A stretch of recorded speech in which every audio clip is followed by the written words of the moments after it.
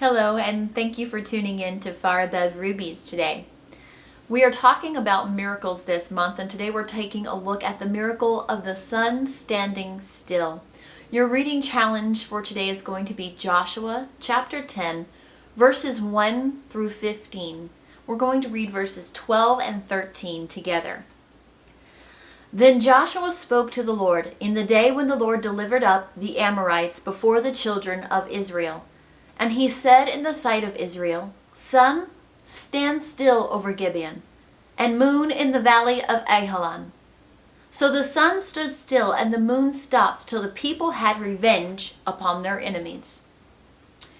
Now, let's take a quick recap of this story. I want you to go and read Joshua chapter 10, verses 1 through 15, but here's the small and short of it.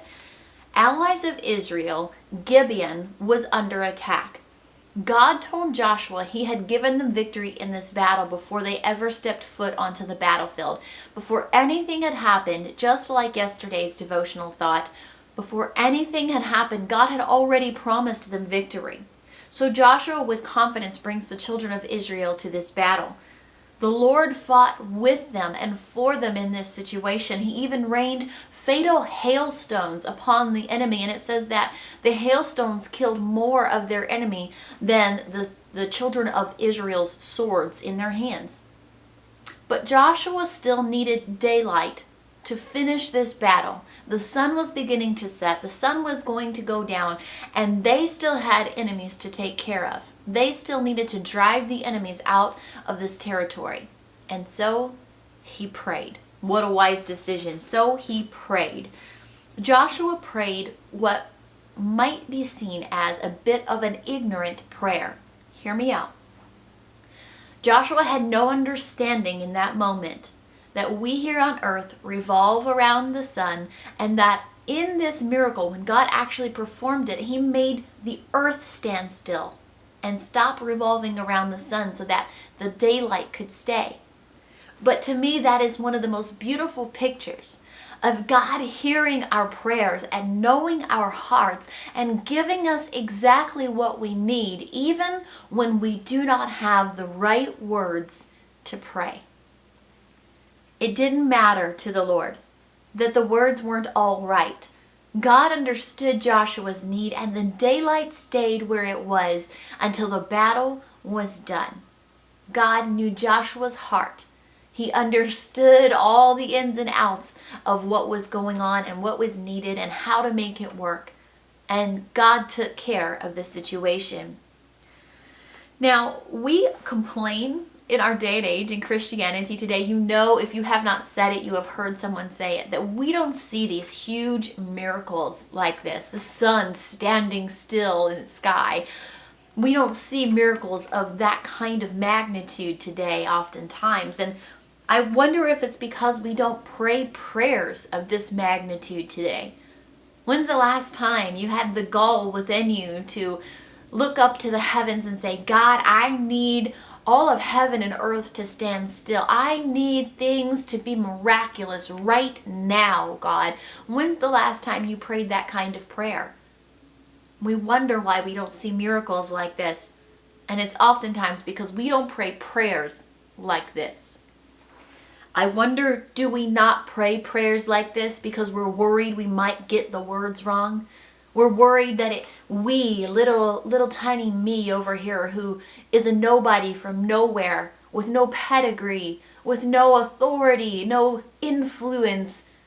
I wonder if we don't pray these prayers because we think so little of ourselves. We think we do not have the ability or the talent in prayer to pray the right way, to ask for the right things, to speak the right words. What if we're not standing up and praying for the blind and the deaf and the lame to walk because we're worried we won't get the words right?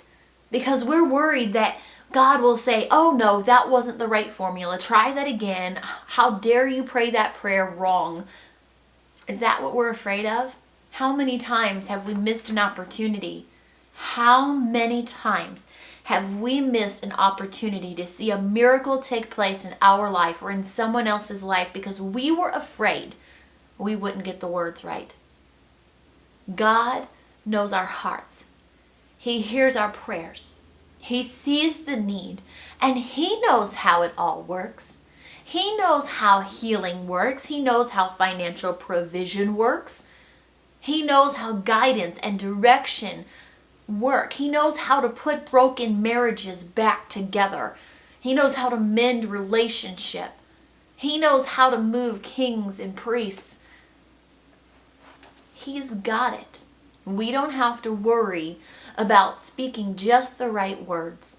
Instead, if we could only be driven to action within ourselves and say, God, I'm in a desperate situation and I might not get all the words right, but Lord, if you'll just hear me and you'll just know my heart and you'll just put your hand into my situation, I know that your miracle will be better than any words I might mess up. What if we prayed with that kind of unction? What if we prayed with that kind of desperation? What if we prayed with that kind of confidence, not in ourselves, but in the God we are praying to? I love Joshua's prayer here. So simple. It's not elaborate. He didn't even really understand the ins and outs of what he was asking for, but he knew he had a need, and he knew God had the answer.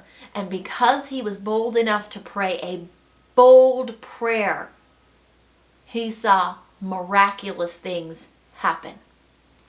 Go and read Joshua chapter 10, verses 1 through 15. And if no one has told you lately, you are loved and you are cherished.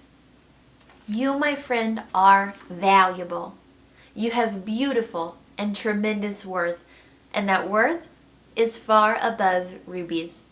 Thank you for being here with me today, and I will see you all again tomorrow. God bless you.